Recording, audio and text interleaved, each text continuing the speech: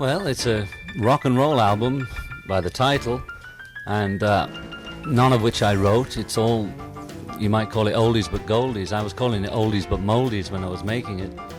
And some of them are, quite a lot of them are cuts I was singing when I was 15. That's around 1955. Some of them are the first songs I ever learnt that were rock and roll. Vincent's Bebopalula, one of the first songs I ever sang.